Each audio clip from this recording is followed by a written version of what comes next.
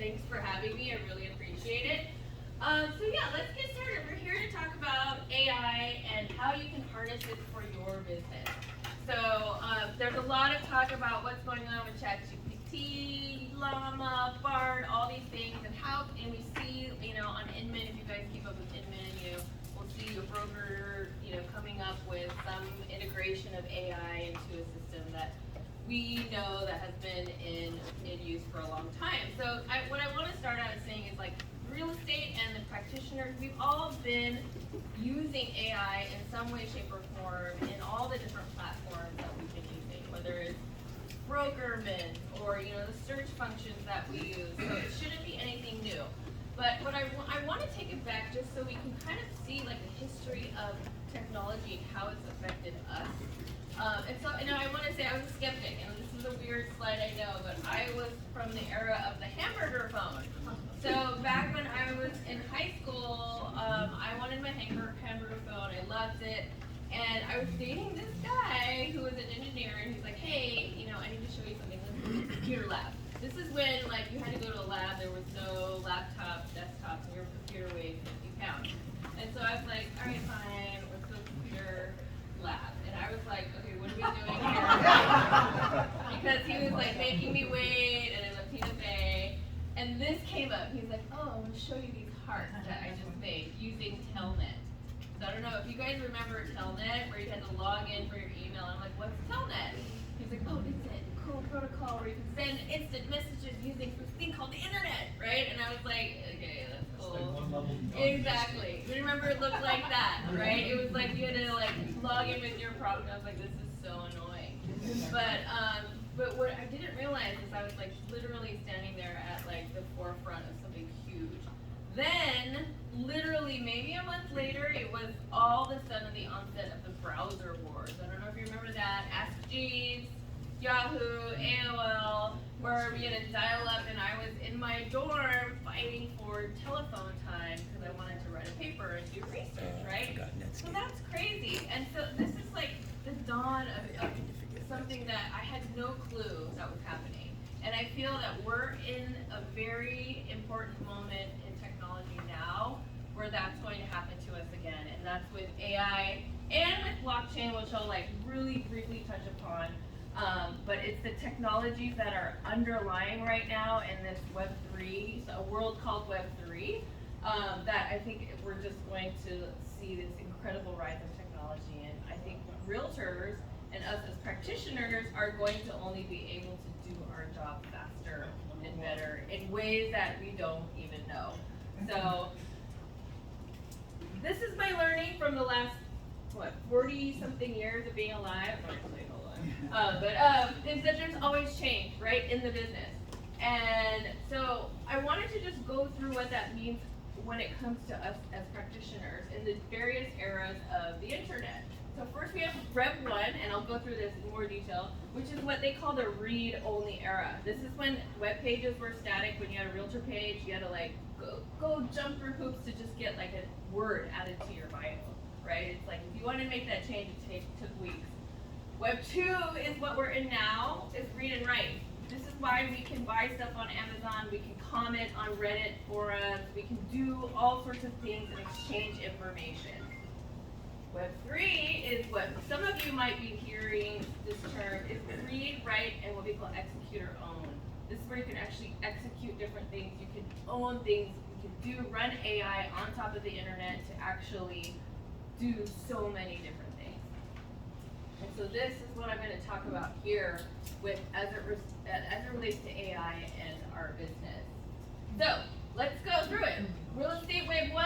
Okay, this is my little bio back in 2005. I couldn't change it.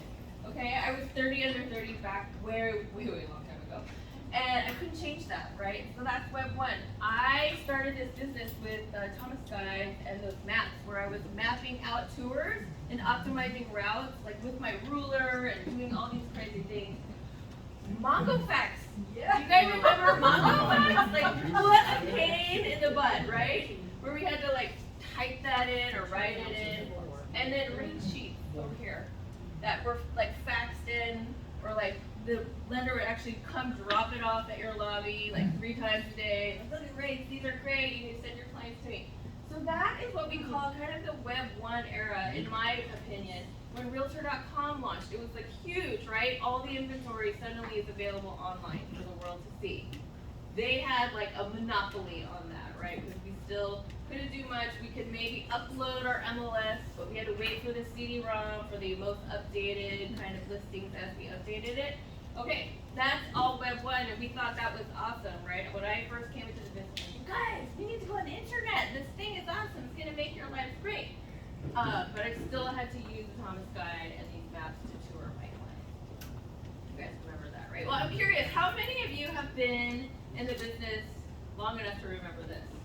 Okay, a huge chunk of you. Okay, a lot of times, like, it's like, I've never seen that before when I speak to other groups, so it's really interesting. So the majority of you, I mean, is anyone brand new to the business? I don't want to exclude anyone. Okay, so, but do you know about these things at all? Or when the contract was set? It's my day one. Okay. Yeah. Have you seen a contract that had carbon copies? Okay. That was like my On one first page. sale. We've got to know. Okay. Okay, moving on. Oh, before we move on to Web 2. So, back in that time, this is a really interesting stat from NAR. 41% of people started their home search on the internet. That's it, right? I don't know if you all remember, but everyone was like just pushing this down our throats, right? Like, you gotta be on the internet because people are starting their search. And 69% use real estate agents to buy a home. Crazy, right? So, and that's so low compared to now. I'm gonna like foreshadow my messaging. So anyway, crazy. We had the FSBO guys that we were competing against, right? And like your sellers were like, I can sell this house by myself. They have, and that's like 30% of the market. So anyway, we're moving on to Web 2, and that is where we are right now. Redfin, Opendoor came on board, DocuSign, MailChimp, Zillow, like the realtor killer, right? And everyone was so scared. But you know what? Out of all these things, I really think the killer app was DocuSign. This changed my life, right? The speed and efficiency of a transaction. Like, I literally remember driving in my car because I was delivering a counter offer into someone's mailbox. And I had an agent, and this was me back in 2003 or 4. I was trying to do deals everywhere in San Francisco, and I lived in Saratoga. It was crazy. So this agent was like, can you just DocuSign me the contract? Because I was like, oh, I can't give you a contract. I don't have time to drive up. And then all this nonsense. He's like, you need to DocuSign. And I was like, what is DocuSign? So, I mean, I think that, if I look at the industry, that was the killer app for us as if I'm like putting into it. And if anyone has any other ones, please let me know, because I'm waiting for what that is going to be in Web 3 or AI. And I think that you could do deals globally, right? You have to FedEx to a consulate to get notarized, right? All those things. So DocuSign was the killer app for me, and I think that was really interesting. We're reading and writing still, though. That's still Web 2. And that's where we are today. Okay, so moving forward, 10 years later, look at this stat. And what I'm trying to really make, and this is something research that I stumbled upon, because the big thing is, technology is going to replace real estate agents and brokers. But that's really the opposite of what's happening. As things get so much more confusing, the data is getting crazy. Your buyers are coming to you with the Zestimate and all this. It's actually making our lives harder, right? Because we have to now go get a Zestimate and then come up with a reason why a listing is not necessarily worth that much, and or maybe it's worth more. So again, technology is making things so complicated that it's actually making clients need us more, which I think is a great thing. So moving on, you'll see agent-assisted sales has gone up to 90%. And this is stuff that was been pulled from NAR, and I was just kind of tracking it along, and it's just really interesting just to see this line. I mean, it's not a huge curve, but again, I thought it would be going down, but it's actually going up. So what is Web 3? So like I said, Web3, just read, write, own, and execute. So this term is actually heard and talked about more in the blockchain space, where you actually could maybe potentially be in a decentralized world. To bring it back to real estate, think of if Zillow didn't actually own all of that data and use it against us and charged us for it, that we could actually charge them to use our listing data, and we can actually charge people to actually look at our data. That is what a decentralized version of that would be. It would not only be maybe the broker, but you could the actual seller could maybe make money off of their listing. There's all these different ways that a decentralized world works, but in our world, that's kind of the best example that I could think of, and I'm sure there's better ones out there. But Web3 is just that. Okay, let's see. And that's the end. So Web3 is blockchain. Really quickly, just because I think everyone in this room should know what blockchain is, the technology. Not crypto, not metaverse, not avatars, not Bitcoin. It's blockchain. This is what all those things run on, is an immutable distributed ledger. So think of it as a huge Excel spreadsheet, just taking notes, and no one can go back and change it. Immutable, unchangeable, distributed.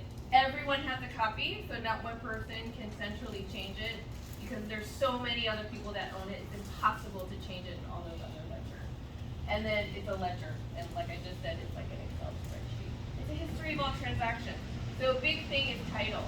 Like, why do we have title insurance? I don't know if there's any title insurance in here, but title insurance is big, right? Because people pay so much for clouds on title. You're paying to make sure you don't run into title issues. The blockchain could change that, and there's a lot of things that it could change as well. But I'm going to focus on AI today, and it all runs on cryptography, and that's the magic word. That's where cryptocurrency comes from, and that's just this crazy algorithm that actually makes it all happen.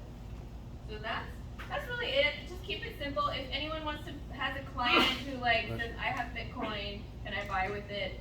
Yes, you can. And that's what crypto is. Don't worry too much of all these things. They may make some sort of a comeback, 10, 20 years from now when we figure this all out.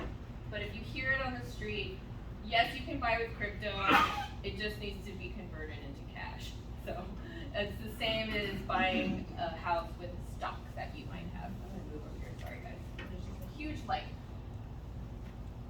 Real quick, again, what can blockchain transform in real estate? I was just talking about decentralizing MLSs, preventing wire fraud. Think of the blockchain with all the property inspection and city permits were recorded on the blockchain, where you can actually go back and believe the cities and believe the permits that you have. They can actually change a lot of different things in this business. Again, we're not there yet, so I'm not going to spend a lot of time on this. If you want to talk offline with me about that, let me know. But we're far away from that when it comes to how it affects us on a day-to-day. Okay. Again, like I just said, what you should know today, you can buy a property with crypto. Mortgage loans can be originated against people who have crypto. So if you do have a client who made a ton of money in crypto, there are loans that can be done using crypto as collateral. So just know that it's not like this crazy, out there thing, and your client's not psycho. It can be done, and regulation is still in the works. So the government is probably working on a centralized stable coin. Does that make? We won't talk about that. But just know that it's not this weird, crazy black market money. Okay, so to the topic of the day, AI. So is everyone familiar with AI and what it means, artificial intelligence? Yes. Okay, great. For those who aren't, it's a computer program. It equips machines with human intelligence. That's what it is. It makes precise predictions, it analyzes data, and it uses a ton of data. So for AI to work, it has to have data. It just doesn't come out of nowhere, right? So that's really important for people to know that the data has to be good in order for the AI to be good. So sometimes you'll hear in the news that certain AIs will hallucinate, basically lie. because they don't know, and so they're just making things up based on the information they have. So if it's wrong, that's a hallucination, but that's all based on the integrity of the data. So that's why you just can't trust everything you see, right? Where is the data coming from that would be in AI? So in AI, so for instance, let's bring it down to real estate. If Zillow had a really awesome AI chatbot, it would be coming from all the loads of data that they've collected over the last 20 years about property prices, transaction history, trading values, changes in price per square foot. So again, the integrity of the data is what's key. So if it was somebody like Opendoor, which is a very new kind of buyer, what is it, iBuyer program, they're not going to have as much data as Zillow has because it just started so long ago, and they've just been collecting and collecting. On a larger scale, you'll hear of ChatGPT. They're getting data from the entire internet. Okay, so like years and years of what's been collected. So that's why Google, Facebook, Zillow all have an advantage because they've been collecting so much data. So if Bay East did an AI chatbot, it'd be all the data of all the members and what's been going on in the Bay East Association for however long it's been. How long has Bay East been around? 100 years. Exactly, it has 100 years of data, as long as it's collected and recorded and somewhere, like located somewhere. So for real estate, I think we're really gonna see it, we're already seeing it. I mean, it's already been in place, it's just not being like screamed to the world that it's AI, but property valuations, I really think we're gonna see it really quickly in appraisals, mortgage origination and mortgage approvals. These approval engines are gonna get smarter and faster, and hopefully our clients will be able to get approved, or they'll know that they're not pre-approved and need to go shop somewhere else. That kind of thing. For renters, great way to screen renters, right? Like that's to me a very, very relevant space because you just never know who's telling the truth and who's lying. And then we're gonna see a lot of virtual tours. We're gonna see like a Redfin maybe team up with Yelp and say, hey, show me 3 bedrooms, 2 bath that are like 5-minute walking distance from at least 3 coffee shops, and I can bike, my child to school. Like it can get that granular without saying, when we meet a client, hey, I love, Martinez, but I really want to be like close to this highway within 1 mile, da da da da. There's things that we have to go and check, right? Like, are there really, how far is it really? And, what if I need to walk to a park or do these things? So AI will eventually be able to do that with all the different information that's available. So I think that will be very, very So this is different than ChatGPT, where ChatGPT will go browse in the entire internet, but AI will just do a limited research. That's not true. No. So artificial intelligence is just what it's called, the overall technology. So ChatGPT is one of many different languages that AI languages and models that is being used. So and that's kind of the equivalent of like when we had browser wars. There's a Google, there's a Bing, there is Yahoo search. You can search similar things. Everybody might have a different algorithm and way of doing that. So that AI is a technology. Something like ChatGPT, Bard, Llama, all these different languages are just basically different protocols and different ways of using these language models. And a really great book to read if you're interested in this is Kai-Fu Lee's The Superpowers. It talks about all of these things and it gives you a really good kind of history of AI. You can go down and see like, oh, it's a neural network versus like a different type of AI. It'll just blow your mind. Actually. What was the name of the book again? Superpowers by Kai-Fu Lee. He ran Google China for a long time before going out on his own. Okay, so I think this is what I was talking about, hallucination. So AI doesn't truly understand or have consciousness, okay, yet. We're working on it. And what you're going to hear also is deep learning, right? This is where they're like, where I think deep learning is an AI that actually finally beat someone at this really complicated game called Go. And so I don't know if it proves consciousness, but it went to another level. And so AI merely uncovers patterns and reflects the biases present in data, and that's why the data is so important, and how much you have of it, and how good the data is. All right, so recently in May, Redfin and Zillow just launched ChatGPT plugins. I don't know if you guys have gone and seen it. It's a chat bot, so it's nothing out of the ordinary that we've ever seen, but it's very interesting because it might start to be able to do some of the things that I was just talking about. Like they have the home data, so someone can go on the chat bot and say, hey, I'm looking for a 3-2 in San Jose, and I want all these parameters. I want bright light. I want this type of roof. I want blah, blah, blah, blah, blah. And it's getting better and better. It's not great, but I think more and more we're going to hear about all these tech companies starting to launch AI capabilities.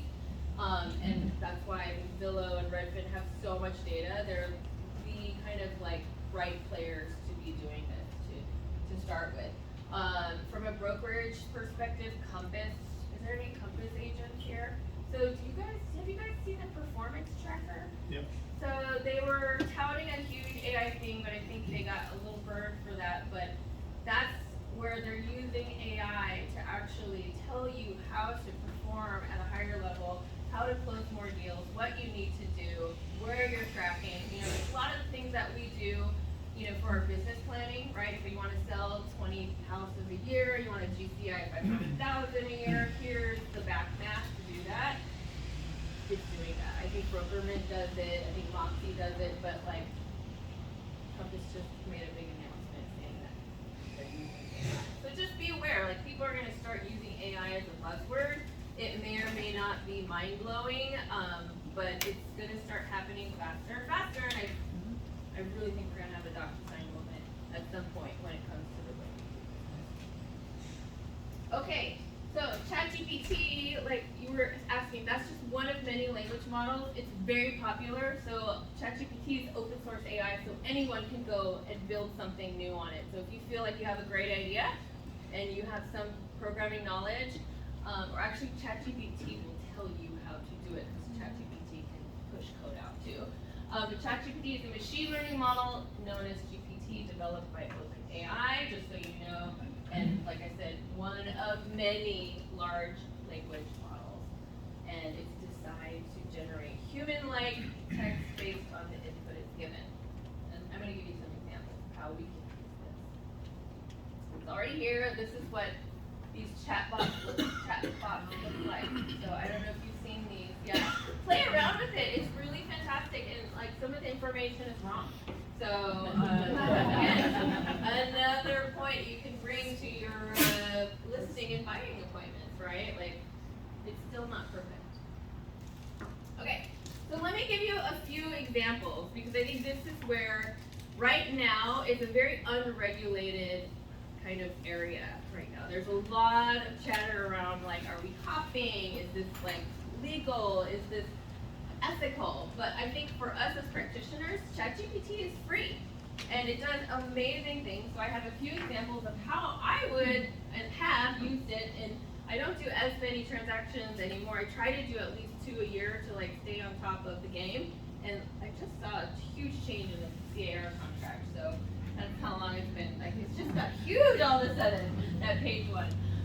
So here's a way to do escrow. Say, okay, listen, hi ChatGPT, create an email outlining a real estate escrow calendar for a buyer named Christine who just entered into contract on this date. And I made it very short because of what we're doing today.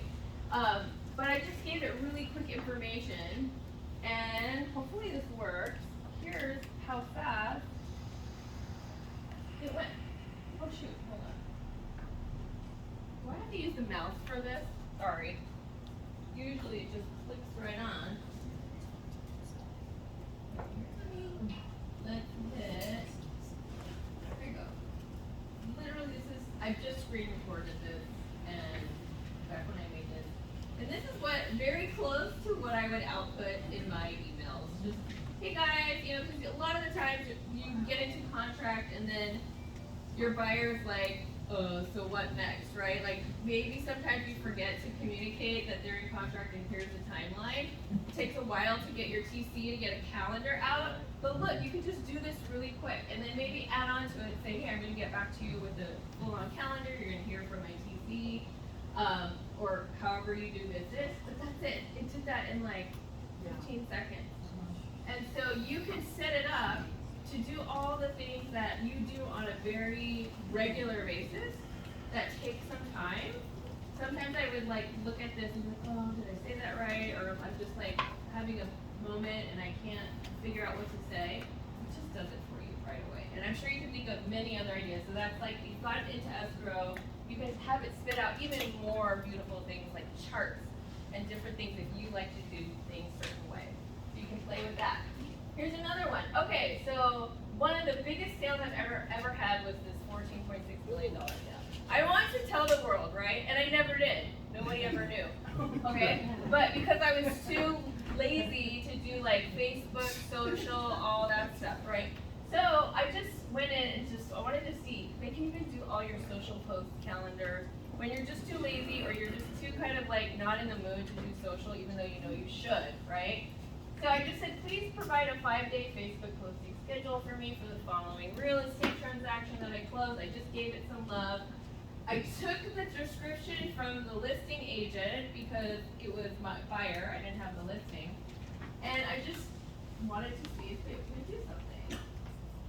And it did. Day one, do the shot. It tells you what photo to post. It tells you the caption. It tells you hashtags. And then day two, you can do an interior shot. And normally, we would spend, well, at least I would spend hours trying to figure this out, right? Or I just like said, whatever, I don't have time, I don't want to do this. You can have someone do it for you. Just output this and go. You can do this for a campaign where you want to have 30 days of postings, like making people that make sure that you know you're not a secret agent, right? And that's also like really hard. If we're newer agents too, right? If you don't have a deal, but you want to show the world you're doing things, it'll do all of this for you on LinkedIn, on Instagram, on Facebook, and you can just shoot it off somewhere. It's amazing. And again, it takes 2 seconds. Any questions? Yeah. Once you did that and you find that there's a problem that you just made an error, Yeah. is it easy to fix? Absolutely, there's like a copy function. You can take that, copy it to it, and then just change it. I always add things, or if it might not sound like my voice, but you can even say, make this a very formal, professional voice, or you can say, make this casual, this is a great friend of mine, and you can like make it a little bit more casual and change the voice. So you can like play with the prompts. You can say, hey, I'm doing this, but I'm a brand new agent, and I'm just getting started. What are some ideas for me to launch campaigns on social media? I noticed like my kids were using it, like they can search historical and go into different, like you give it more commands. Yeah. Because when they're doing their homework, which is Right. kind of a pain, right? Because you want to make sure Totally. it's written by them, but Right. then they can put just a few sentences and boom, their entire Exactly. essay is written. And it depends also, it's very sensitive to the type of what they call prompts Yeah. that you use. So you can prompt it in different ways, and there's tons of resources on Google. If you say, like, show me list of prompts for real estate agents for marketing or for prospecting or stuff like that. So it is pretty powerful. So yeah, I highly recommend that you just go on to ChatGPT or maybe try Bard. For these types of things, it's very simple. You're not relying necessarily on like actual information and data. I found it really helpful.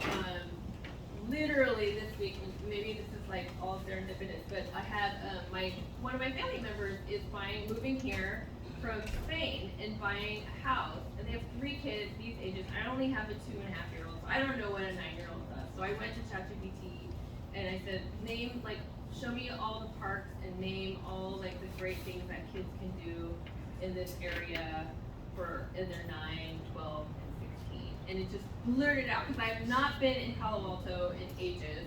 I have no idea what's going on, and it was amazing. And it just can do so many things. Okay, so back to real estate stuff.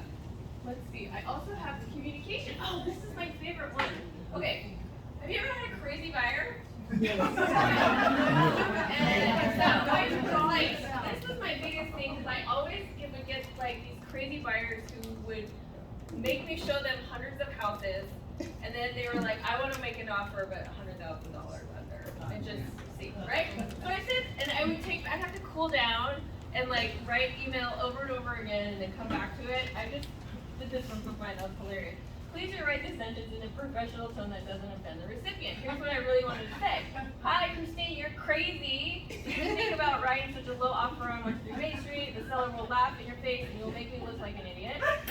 You have not listened to anything I've said over the past 2 weeks and been sure to do 30 homes. This is what I really wanted to say. We shouldn't even think about wasting your time without increasing the offer rate 100K. Let me know. Right? That's what we want to say. That's my client. So ChatGPT will help you out and write this for you, and it's amazing. And you can do this in 20 seconds, right? I trust this message finds you well. I appreciate It's it. really easy for ChatGPT, right? It's super easy, right? Because they're not emotional. You know, I do too. But then it's amazing. I literally would have like hung out for a little bit and come back to it and be like, Enthusiasm, like, you know, and like I'm gonna get a coffee. They don't deserve my time. It's Right. legit, like you know. So anyway, ChatGPT might make us less emotional. But again, you can like templatize these things. I mean, you can just go to ChatGPT and always use it. You can actually keep these things because these are the types of things that always seem to come up. You can do like a thank you letter to a seller after listing appointment. You can do it after close letters. You can have ChatGPT do these things that take time that will free you up to do other things. And it'll make you look like a rock star to these clients. There's just so many times where I feel like, oh my gosh, you know, after the deal goes through, like I don't really see them, I don't talk to them, like what are other ways I can keep in touch with them? This is a great way to give ideas and keep you moving without taking up more of your time. Okay, the last one. One question, Yeah, go excuse ahead. me. When you were talking about Facebook and social marketing, if you've got some properties you've sold and you've got pictures of those, how does GPT put it on Facebook with those pictures? So In this ChatGPT area. won't put it onto Facebook for you or Instagram. It's going to tell you exactly what things to use. So you can still choose and control what pictures you put on. And like I think the best social media folks, they're just regurgitating their listings. Even if they sold it 6 months ago, a year ago, they put it on like probably 4 or 5 times a year because nobody really, with a different photo, because nobody really keeps track of that except for you. So you can absolutely ask ChatGPT to write and guide you through it. And the great thing is there's no emotion. So they'll just take you through it. You can just tell them, hey, I have 3 listings that I've sold over the last 3 years. Create a schedule for me, showing me off as the greatest listing agent ever in this area. And it will do it for you, right? In a way that makes sense. Ever. Right? And then, you know. And you can take that schedule and bring it to Canva, Yeah, exactly. and Canva will help you. Yeah, build there's out that. another level. Yeah. It's It is awesome. another level. It's another level, but once you get really good at using it, you could probably make like 3 years worth of posts in like half In no time flat. Yeah. And then you can even go a step further and pre-schedule all those posts, and it'll just do it automatically for you. I bet there's a service that was going to come out that offers that. For sure. Yeah. Okay, I think there's one more that I think is really important. I love that one, that one's really. Yeah, good. that one's good. The way you changed it was, It's never thought to do crazy, that with it. right? So you can do that with anyone you get angry with other agents. Why aren't you answering my text, my phone call? Do you really want an offer or not? No. How do you say that? So this is really, really important to me because I get scared of being wrong with my clients, and I'm not saying this is a replacement for being a lawyer, but explainers. So ChatGPT is a great teacher. So I literally just copied and pasted from CAR the arbitration and disputes clause, 1 paragraph out of it, not the whole thing, because a lot of times we get clients asking, what does that mean, right? And we've all went to our brokers or asked other agents, like, how do you say that? Oh yeah, you're just agreeing that you know it's gonna sue, right? But it's great. If you have a team, you can do this with your team members where they're not wasting your time in like trying to understand things, but it'll just walk you through it. And so I always use ChatGPT, even in my own life, to understand hard legal terms that, don't make sense. And so this one was really interesting because, like I said, you could use it for yourself, for team members, for education. You could do the entire contract on this if you wanted to. But ChatGPT says it so fast.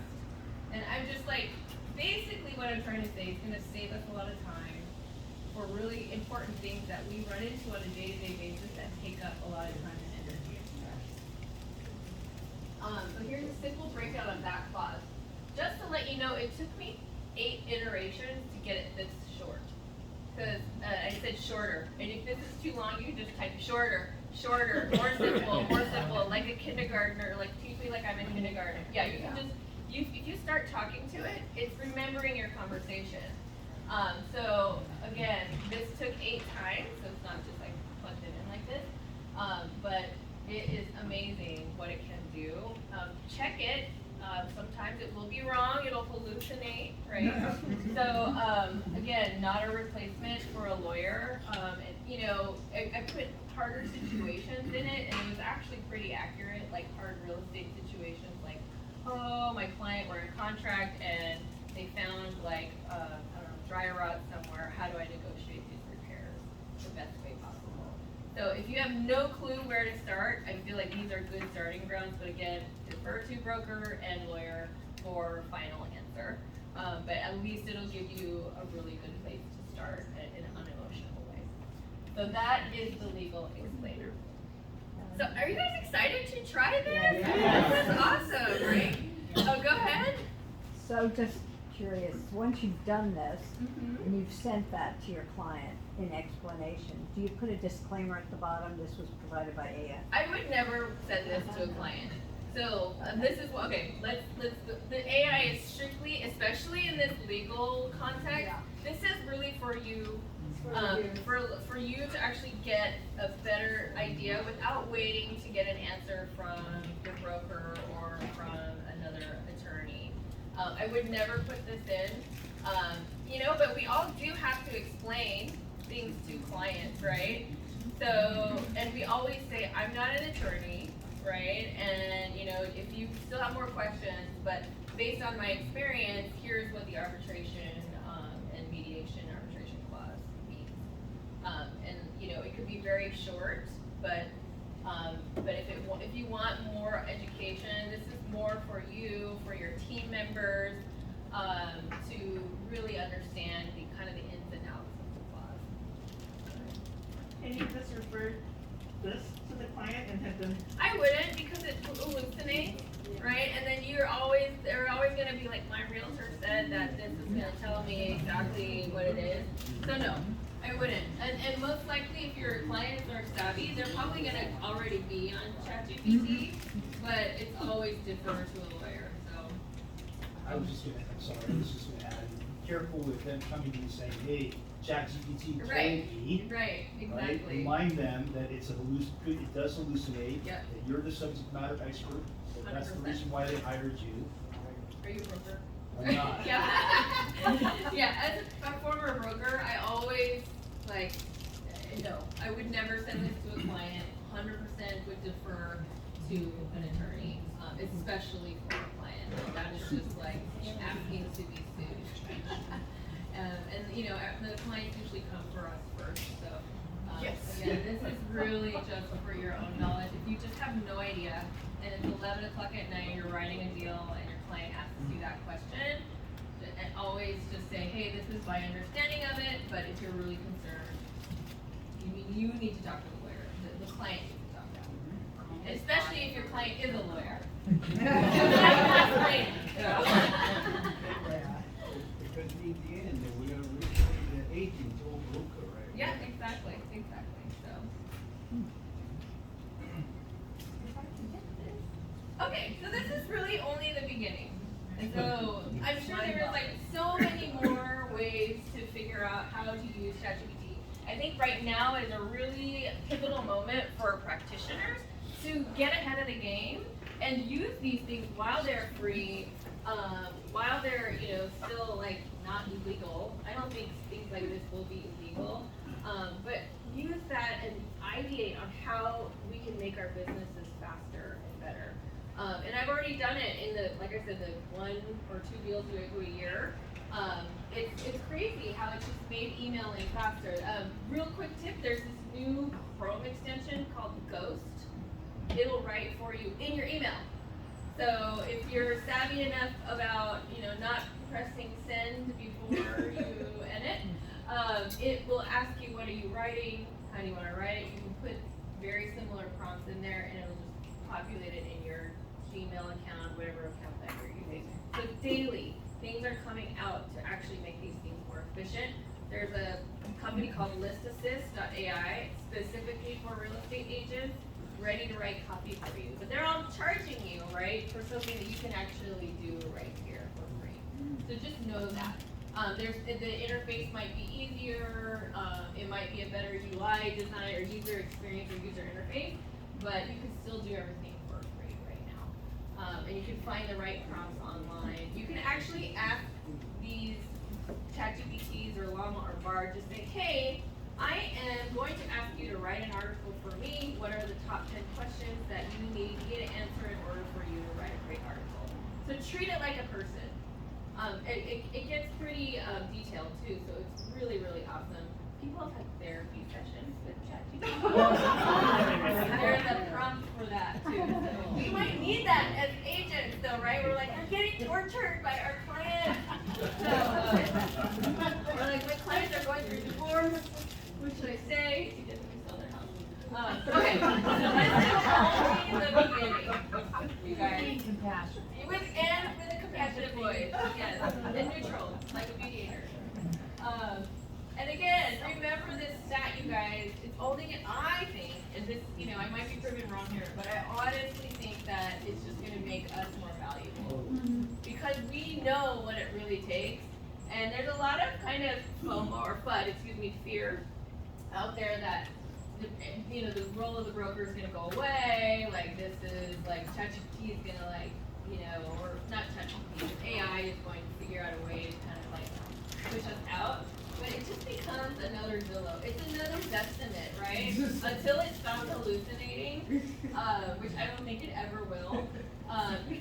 The nuance that we face on a day-to-day basis is just irreplaceable by any type. Unless, here's my thesis, I think once AI figures out how to make someone fall in love with someone else, we're in trouble. Big trouble, okay? But until then, I think we're good, and just remember this, it's just gonna get more complicated and more noisy, and we're here to kind of like calm it down and, be the voice of reason. So that's my message to you guys today. I know it's crazy out there. I just heard it's super competitive here in the East Bay too. So no matter how high interest rates go, I guess people are still buying. So really, if you guys need anything, you can reach out to me. I'm Christine C. at Sereno. That's easier because that's part of this whole ecosystem of real estate agents. But the Metaverse Institute, we have courses in, we haven't launched our AI one because it's so new, but in blockchain and Web3, and we're continuing to try to educate the real estate community about all these things that are ongoing. So I hope you enjoyed today, and if you have any questions, feel free to reach out to me, and I highly encourage you to play with all these LLMs. Bard is great. Soon, Microsoft is supposed to be coming out with a Copilot, which will help you do these things. And a buzzword just to stick in your mind, generative AI is going to be next level. It's going to be basically like learning as it goes. So I think the transaction coordinators might be at risk here because it's going to be to a level where they can start doing things for you and iterating as it goes. So keep your eye out for that and your ears peeled. And if you have a chance to try something out, go for it. I think it'll be really, really fun. And if you find that DocuSign moment or platform, call me because I cannot wait for that one killer app that's gonna come in this next wave of technology. So I thank you remember guys.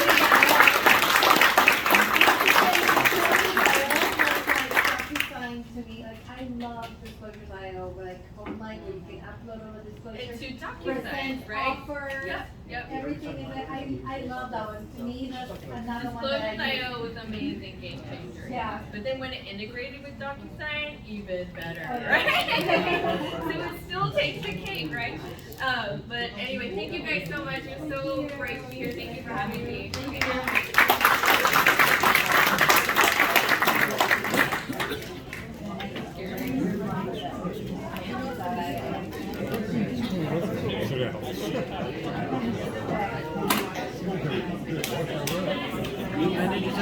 Who manages this one?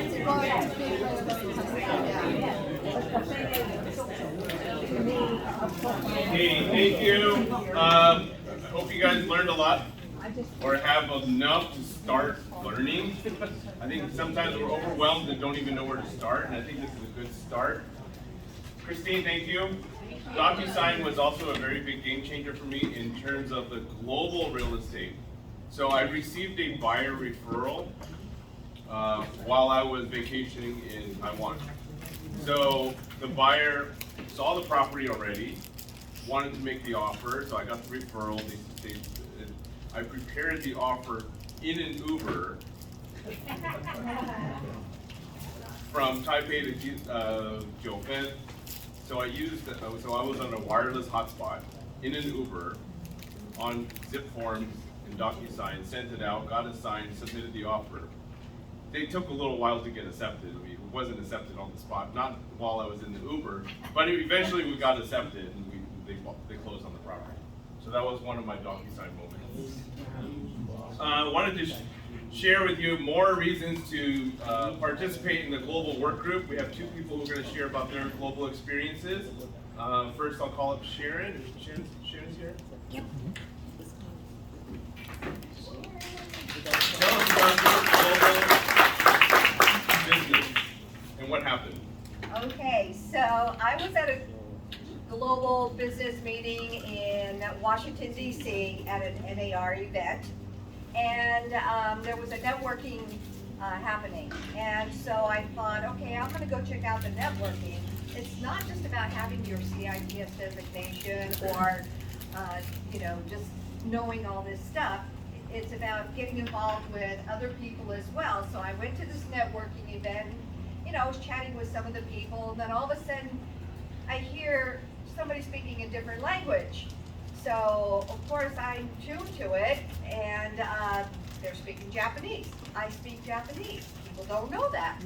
So, I walked over, and I just started conversing with them, and they just looked at me like in shock, and I said, I'd really love to be involved with you guys, because I also speak Japanese, and I'm part of this group. And so they embraced me. And I got to know all of these people from New York to Florida to Texas to Seattle, and I stayed in communication with them. And lo and behold, I get a phone call from this agent in Seattle, and he says, hey Sharon, this is when I was down in Southern California. Said, Sharon, I've got this Japanese company that is relocating to Southern California from Seattle. And they want somebody who can speak Japanese because they don't speak English. So can you help them out? So it was a little further than what I'm used to, but I said, sure, I'll take it. Turned out to be 4 families. And the company was buying the homes for each of the family. So my job now was to go find homes for all of these people so that they could have a home before the company moved down to the Long Beach area. And so we took, 5 days of just showing them homes and homes and homes. And so, pick them up at the hotel in the morning, we'd go have lunch, we'd go back again out, and within 1 week, I found 4 homes for them, put them into contract, and in 20 days we closed, all cash offers. The one thing that was a hiccup was the DocuSign. My Japanese president of the company decided he was going to go to Japan without telling me he was in Japan, and we needed some documents signed. And so thankfully, DocuSign is international. And so I told him, you've got an iPhone, here, go ahead, and when I send you this, sign it, and then send it back so we could go ahead and take care of it. And so we were able to close it, but thank you, DocuSign. So I am still in touch with these people, and we continually meet, try to meet at the NAR meetings, at the Global Business Alliance meetings. So it's, you know, the timing, go out, meet people, engage, network, because something will come of it. But that was only one of the many referrals I've received.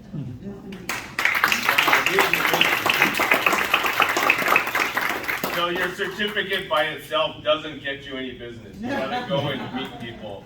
So be at the right place at the right time. Geraldine, you've got a story for us? I do. All right. So it is exciting to know that almost all of you here have done business with an international client. What we don't know is that we don't open our minds to the possibility of earning more money. So, in my case, I sold a tiny little house in Hayward. And he was the bellboy of a hotel in Palo Alto. So here comes this people from Venezuela and approaches the bellboy and says, I need a Spanish-speaking realtor because we're here to buy a house.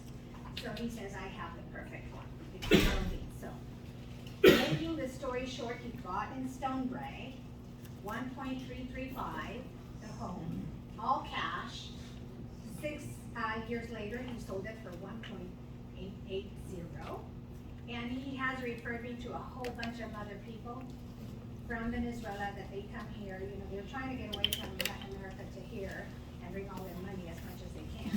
So that is, it opened my eyes to see, oh my gosh, the possibilities. Because I had a client that sold his house in Hayward and moved to Portugal. And if I would have been involved with global real estate at that time, I could have referred him to someone in Lisbon, but I didn't. There was another one that went to Tuscany. We sold his house in Brentwood and moved to Tuscany. Again, that was another opportunity for us. So what I'm trying to say is the opportunities are there. So if you get someone for international coming here, don't be afraid. Title companies take cash all day long.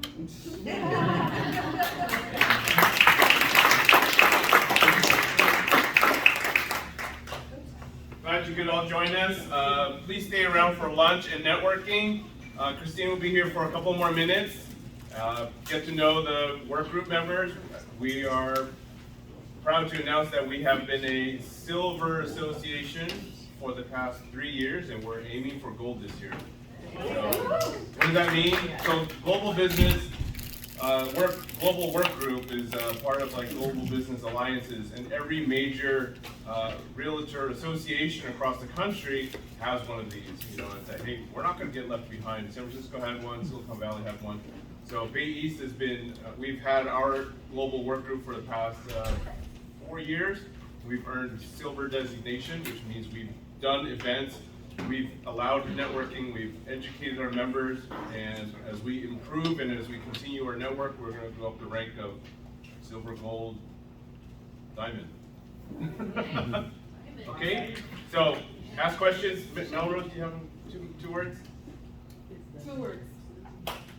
If you'd like to get involved in our global community here at Bay East, the global group, speak to Garrett, speak to myself, speak to staff. And we will, get you connected with our group. If you're interested in getting the designation, which is the Certified International Property Specialist, please speak to one of us or go onto the NAR website and it tells you all the different designations that you can have. But we wanna thank you, we love you coming out today, and I think it's good energy and energy. Thank you.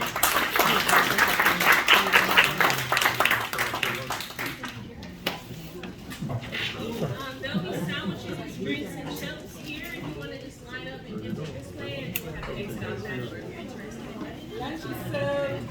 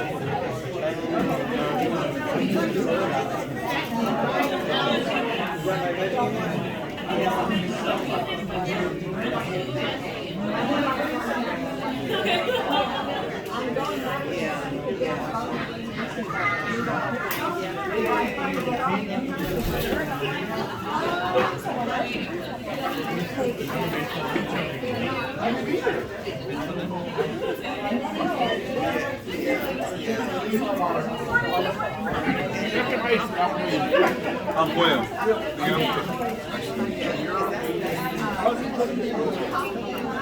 Office